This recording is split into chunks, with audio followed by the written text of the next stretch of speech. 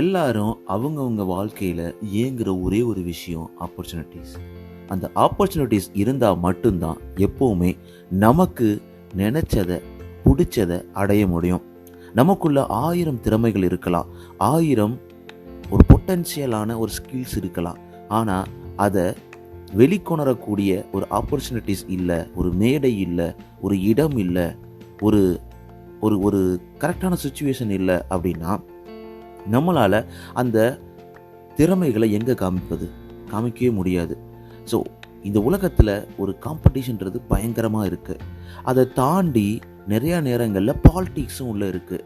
நம்மளுடைய ஆப்பர்ச்சுனிட்டியை வேணும்னே நமக்கு தெரிஞ்சோ தெரியாமலோ அவங்க யார், அவங்க தான் நம்மளுடைய ஆப்பர்ச்சுனிட்டியை தட்டி பறிப்பாங்க, இல்லை தடுப்பாங்க பல காரணங்களுக்காக. அந்த மாதிரி நேரங்களில் உங்களுடைய ஆப்பர்ச்சுனிட்டியை தடுக்கக்கூடிய, முடிக்கக்கூடிய, அதை நீங்கள் முன்னேறக்கூடாது அப்படின்னு நினைக்கக்கூடிய நிறையா மனிதர்கள் இருக்கக்கூடிய இந்த உலகத்தில் அந்த சுச்சுவேஷனில் நம்ம என்ன பண்ணலாம், எப்படி ஹோப் அப் பண்ணுறது, இதுலேருந்து வெளிவந்து ஆப்பர்ச்சுனிட்டியை தடுக்கக்கூடிய அந்த மனிதர்களுக்கு முன்னாடி நம்ம ஒரு மிகப்பெரிய வெற்றியை அடைவது எப்படி, அவங்களுக்காக இல்லாமல் நமக்காக நம்ம எப்படி ஸ்டாண்ட் பண்ணுறது, எப்படி ஸ்பீக்கப் பண்ணுறது, அதை என்னெல்லாம் பண்ணலாம் அப்படின்ற டிப்ஸை தான் இந்த எபிசோடில் நீங்கள் தொடர்ந்து கேட்க போகிறீங்க. தொடர்ந்து இணைந்திடுங்கள். நீங்கள் சிரிக்கின்ற போதிலும் அழுகின்ற போதிலும் வழித்துணை போலவே என் குரலுடன் தோன்றுவேன். நீங்க கேட்டுக்கிட்டு இருக்கீங்க RJ Mano, Tamil self help improvement motivational podcast. இது உங்களோட நம்பிக்கை. உங்களால் நான், உங்களால் மட்டுமே நான். அனைவருக்கும் அன்பான வணக்கங்கள் நண்பா, நண்பி. எல்லாரும் எப்படி இருக்கீங்க? உங்கள் வாழ்க்கையில் அனைத்தும் சந்தோஷமாக, செம்மையாக, சிறப்பாக போயிட்டுருக்கு அப்படின்ற ஒரு நம்பிக்கை எனக்குள்ளே எப்பவுமே இருந்துக்கிட்டு இருக்கோம்.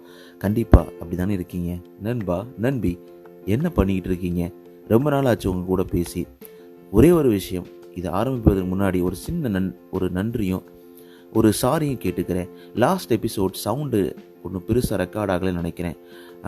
அது நிறையா ஃபீட்பேக் கொடுத்துருந்தாங்க நம்மளுடைய நண்பிகள். ஸோ ரொம்ப ரொம்ப ரொம்ப ரொம்ப சாரி. ஸோ அது ஒரு ஒரு ஒரு டெக்னிக்கல் இஷ்யூனால் அந்த சவுண்டு திருப்பி ரெக்கவர் பண்ண முடியலை. அப்புறம் ஏன்பா நீ திருப்பி ரெக்கார்ட் பண்ணி போடலை அப்படின்னு நினைக்காதீங்க.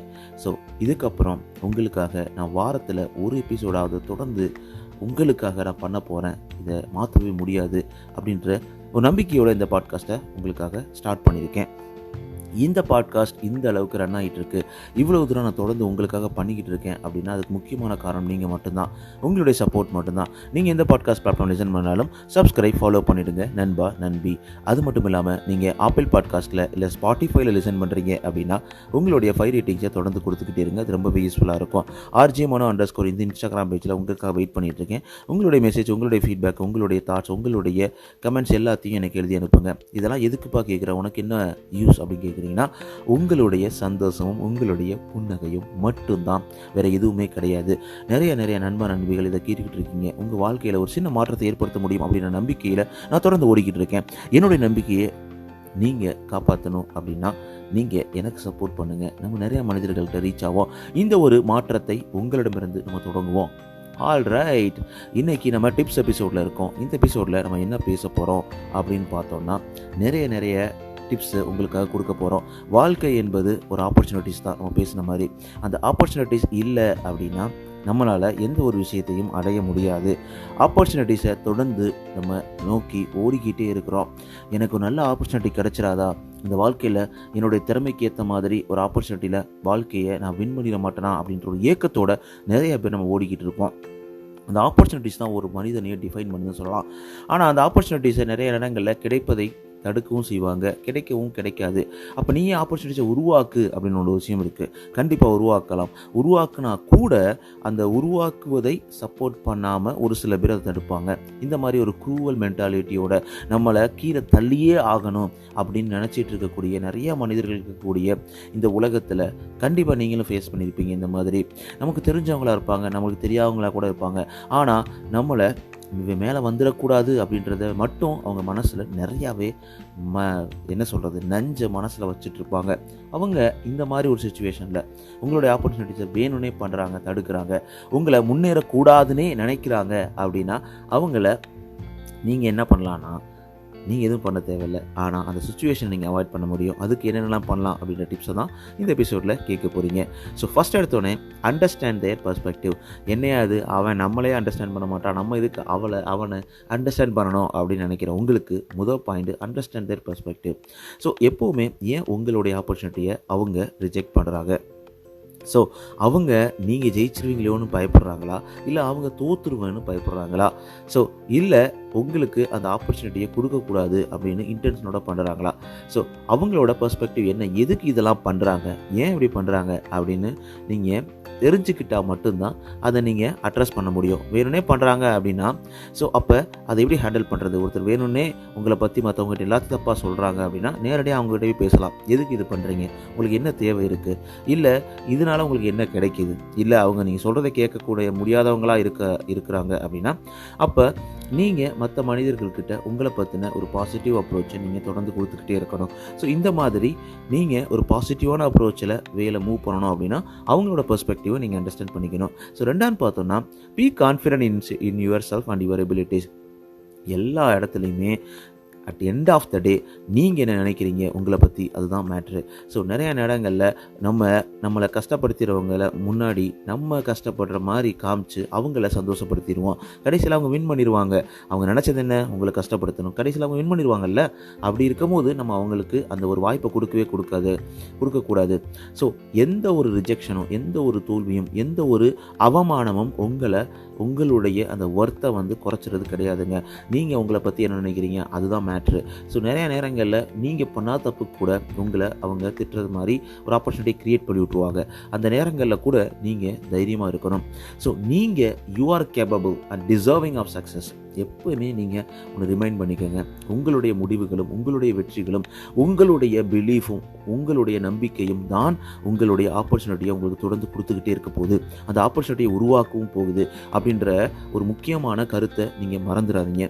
எப்போவுமே நீங்கள் தொடர்ந்து கான்ஃபிடெண்ட்டாக உங்களை பற்றின எபிலிட்டி மூலமாக உங்கள் ஸ்கில்ஸ் மேலே ரொம்ப ரொம்ப ஸ்ட்ராங்காக கான்ஃபிடெண்ட்டாக முன்னேறிக்கிட்டே இருங்க. எப்போவுமே கீழே போயிடாதீங்க. எவனோ ஒருத்தி நம்மளை பற்றி தப்பாக பேசுகிறதுனாலையோ இல்லை நம்ம ஆப்பர்ச்சுனிட்டி ரிஜெக்ட் பண்ண ட்ரை பண்ணுறதுனாலையோ கண்டிப்பாக நம்ம தோல்வி அடைய போவது கிடையாது அப்படின்றத தெளிவாக புரிஞ்சுக்கணும். ஸோ மூணாவது பார்த்தோம்னா சீக் ஃபீட்பேக். எப்போவுமே ஒரு விஷயம் பண்ணும்போது உங்களுடைய வேலைகளை முடிக்கும் பொழுது உங்களுடைய ஃபீட்பேக்கை நீங்கள் கண்டிப்பாக கெட் பண்ணியே ஆகணும். ஸோ ஈவன் இதில் உங்களை ரிஜெக்ட் பண்ணுறாங்க பார்த்தீங்களா, அவங்கக்கிட்ட இருந்தும் கூட நீங்கள் ஃபீட்பேக்கு எதிர்பார்க்கலாம். அவங்க என்னத்தை பெருசாக கொடுத்துட்டு போகிறாங்க, பட் இருந்தாலும் கொடுப்பாங்க. மனசு நிறைய நெகட்டிவிட்டியை வச்சு கொடுப்பாங்க. அப்போ புரிஞ்சுக்க முடியும் அவங்க ஏன் உங்களை ரிஜெக்ட் பண்ணுறாங்க அப்படின்ற மாதிரி. ஸோ இதனால் நீங்கள் எந்தெந்த ஏரியாவில் நீங்கள் இம்ப்ரூவ் பண்ணலாம், ஈவன் உங்களுக்கு பிடிச்சவங்க பிடிக்காதவங்க எல்லாரோட ஃபீட்பேக்குமே உங்களுக்கு ஒரு மிகப்பெரிய மாற்றத்தை ஏற்படுத்தும் அப்படின்றதுல எந்த ஒரு சந்தேகமும் கிடையாது. ஸோ ஃபோர்த் பாயிண்ட் பார்த்தோம்னா use the rejection as motivation. ஐயோ நம்ம ரிஜெக்ட் பண்ணிட்டாங்களே, நம்ம தோத்துட்டோமே, இதுக்கப்புறம் நம்ம வாழ்க்கையில் ஒன்றும் பெருசாக முன்னேற முடியாது, நம்மளை எல்லாரும் தடுக்கிறாங்களே அப்படின்னு நினச்சிட்டிங்கனாவே நம்ம முன்னேறி போகவே முடியாதுங்க. ஸோ எப்போவுமே நல்லா யோசிச்சுக்கோங்க. ஓடுற தண்ணி நார்மலாக எந்த ஒரு தடங்களும் இல்லைன்னா அதோட வேகம் அதிகரிக்காது. அப்படியே ஸ்லோவாக சாஃப்டாக போய்கிட்டே இருக்கும். அந்த இடத்துல அணையோ இடையில் பாறைகளோ கற்களோ இருக்கும்போது தான், தடைக்கல் இருக்கும்போது தான் அதோடைய ஆறோட வேகமும் அதிகரிக்கும். அந்த மாதிரி தான் உங்களுக்கும் அந்த தடைக்கற்கள் ஒரு படிக்கற்களாக மாறுவதற்கு எப்போயுமே அந்த ரிஜெக்ஷன் இருக்கணும். நீங்கள் உங்களை மோட்டிவேட் பண்ணுமே தவிர ஐயோ இது நடக்குதே நம்மளால் முடியாதே அப்படின்னு உங்களை டிமோட்டிவேட் மட்டும் பண்ணாதீங்க. Let the rejection motivate you to work even harder and prove that you are capable of achieving your goals.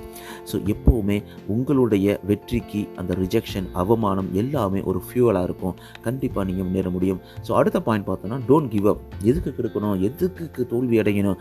So யார் உங்களை ரிஜெக்ட் பண்ணுறாங்களோ அவங்க முன்னாடி அவங்கள ஜெயிக்க வச்சிடாதீங்க. ஸோ ஒருத்தர் உங்களை ரிஜெக்ட் பண்ணுறாரா அப்படின்னா உங்களுடைய வாழ்க்கை, உங்களோட உலகம் அங்கேயே முடிய போகுது கிடையாது. ஏதோ ஒரு நேரத்தில் முட்டி மறைஞ்சு வெளில வந்துடலாம். நிறைய இடங்களில் பார்த்துருப்பீங்க, நல்ல சிமெண்ட் ரோடு போட்டிருப்பாங்க, இல்லை நார்மல் ரோடு போட்டிருப்பாங்க. அந்த ரோட்டுக்கு நடுவில் ஒரு விதை முளைச்சி வெளியில் வரும். ஸோ அது என்ன நம்பிக்கையில் அது வெளியில் வருது, அதுக்கப்புறம் அது வாழுமா வாழாதா அப்படிலாம் தெரியாது. ஆனால் இருந்தாலும் அந்த சூரியனை நோக்கி தன்னுடைய அந்த அழகான ஒரு பச்சை இலைகளை வந்து வெளில துளிர்க்க விடும். அதுக்கப்புறம் அது மரமாகக்கூடிய வாய்ப்பு இருக்குது. அதே மாதிரி தான் டோன்ட் கிவ் அப். ஸோ உங்களுடைய அந்த ரிஜெக்ஷன் எல்லாமே உங்களை உந்தி தள்ளி வேகமாக ஓடக்கூடிய சக்தியை கொடுக்கணுமே தவிர ஒடுங்கி ஒரு ஓரத்தில் உட்காரக்கூடிய ஒரு ஒரு அவமானத்தை உங்களுக்கு கொடுத்துடக்கூடாது அப்படின்றதுல நீங்கள் தெளிவாக இருக்கணும். உங்களுக்கு ரைட் ஆப்பர்ச்சுனிட்டி கரெக்டாக வரும். இல்லை ரைட் ஆப்பர்ச்சுனிட்டி நீங்கள் உருவாக்குங்க. கண்டிப்பாக உங்களுடைய திறமைகளும் வெளிப்படும். ஃபோக்கஸ் ஆன் யுவர் ஸ்ட்ரென்த்ஸ் அப்படின்னு சொல்லுவாங்க. அடுத்த பாயிண்ட்டு. ஸோ எப்போவுமே அந்த ஒரு ரிஜெக்ஷனில் உங்களை ரிஜெக்ட் பண்ணிட்டாங்களே, இல்லை இந்த வாழ்க்கையில் நம்ம தோல்வி அடைஞ்சிட்டோமே, இந்த விஷயத்தில் நம்மளால் வெற்றி பெற முடியலையே அப்படின்னு நினச்சிட்டு அதுலேயே உட்காந்து அப்படியே மைண்டை போட்டு குழப்பிக்கிட்டு உருட்டிக்கிட்டு இருக்கிறத விட்டுட்டு நம்மளுடைய பலம் என்ன அப்படின்றத தெளிவாக எடுத்து அந்த பலத்து மேலே நீங்கள் நல்லா ஃபோக்கஸ் பண்ணுங்கள். அதை நம்ம எப்படி இம்ப்ரூவ் பண்ணலாம், நம்மளுடைய திறமைகளை வெளிப்படுத்தக்கூடிய இடங்களை தேடி நம்ம போகும்போது ஒரு ஆப்பர்ச்சுனிட்டியாக இருந்தாலும் அது ஃபைனல் பெஸ்ட் ஆப்பர்ச்சுனிட்டியாக இருக்கணும். அந்த இடத்துல நம்ம திணறக்கூடாது. ஸோ அந்த ஆப்பர்ச்சுனிட்டி வர வரைக்கும் உங்களை நீங்கள் கூர்மையாக்கி கொண்டே இருக்க வேண்டும். ஸோ ஒரே ஷாட்டு தான் அட்டி வெளுத்துடணும் அப்படின்ற மாதிரியான ஒரு ஸ்ட்ரென்த்தை நீங்கள் க்ரியேட் பண்ணணும். ஸோ அடுத்து பார்த்தோன்னா நெட்வொர்க் அண்ட் பில்ட் ரிலேஷன்ஷிப். எப்பவுமே நெட்வொர்க்கிங் வெரி இம்பார்ட்டண்ட்டுங்க. ஸோ நம்ம யாரையுமே நான் பேச மாட்டேன், நான் யார்ட்டையுமே வந்து பழக மாட்டேன், நான் தனியால் தான் அப்படின்ற ஒரு எண்ணத்தை விட்டுட்டு ஒரு நியூ ஆப்பர்ச்சுனிட்டி எப்படி ஓப்பன் அப் ஆகும்? நிறையா நெட்வொர்க் பண்ணணும், நிறையா பீப்புள்கிட்ட பேசணும். அதுக்காக நீங்கள் போய் கெஞ்சணும்னு அவசியம் இல்லை. ஜஸ்ட் நல்லா ஃப்ரெண்ட்லியாக இருங்க, அவங்ககிட்ட பேசுங்க. பேசும்போது ஜஸ்ட் லைட்டாக தூவி விடுங்க உங்களுடைய ஆப்பர்ச்சுனிட்டியை பற்றி, உங்களுடைய ஸ்கில் செட்டை பற்றி. அவங்களுக்கு தெரிய வரும்போது அவங்க ஆட்டோமேட்டிக்காக உங்களை ஏதோ ஒரு இடத்துல ரெஃபர் பண்ணுவதற்கு வாய்ப்புகள் இருக்குது. அப்போ எல்லா இடத்துலையுமே நீங்கள் ஒரு ஆப்பர்ச்சுனிட்டி க்ரியேட் பண்ணணும் அப்படின்னா நிறையா நெட்வொர்க் பண்ணணும். அதுக்கு நிறைய சோஷியல் மீடியா உங்களுக்கு யூஸ்ஃபுல்லாக இருக்கும். உங்கள் திறமைகளுக்கு ஏற்ற மாதிரியான நிறையா விஷயங்களை தொடர்ந்து நீங்கள் போஸ்ட் பண்ணிட்டே இருங்க.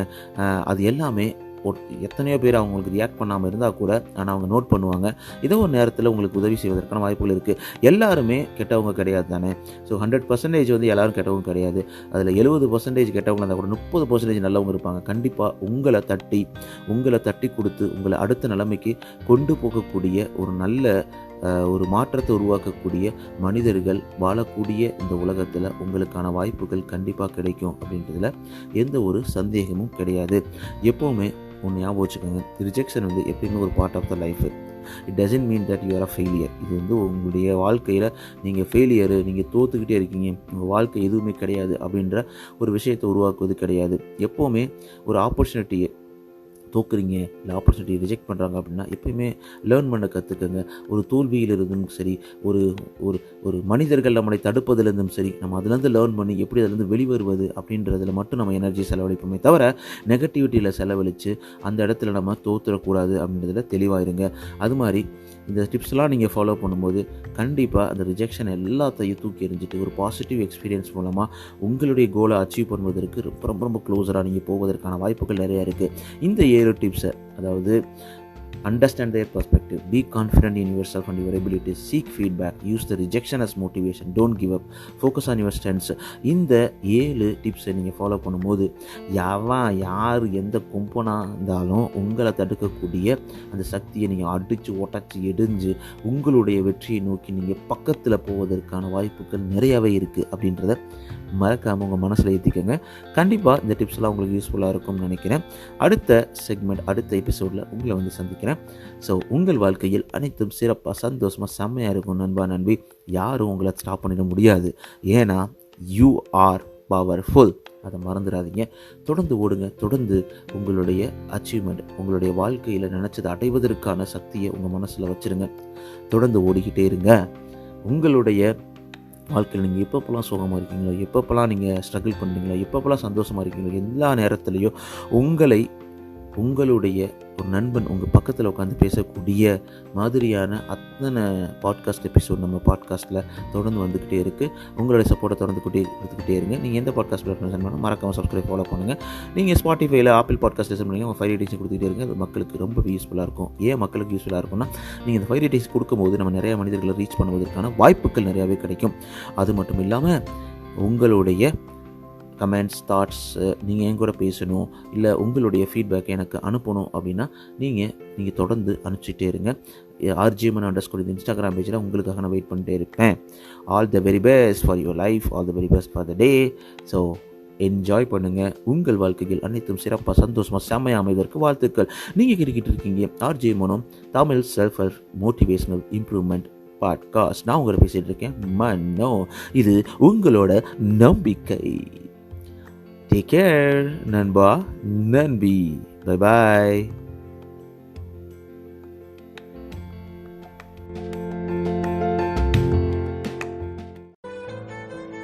நீங்கள் சிரிக்கின்ற போதிலும் அழுகின்ற போதிலும் வழித்துணை போலவே என் குரலுடன் தோன்றுவேன். நீங்க கேட்டுக்கிட்டு இருக்கீங்க RJ Mano Tamil self help improvement motivational podcast. இது உங்களோட நம்பிக்கை. உங்களால் நான், உங்களால் மட்டுமே நான்.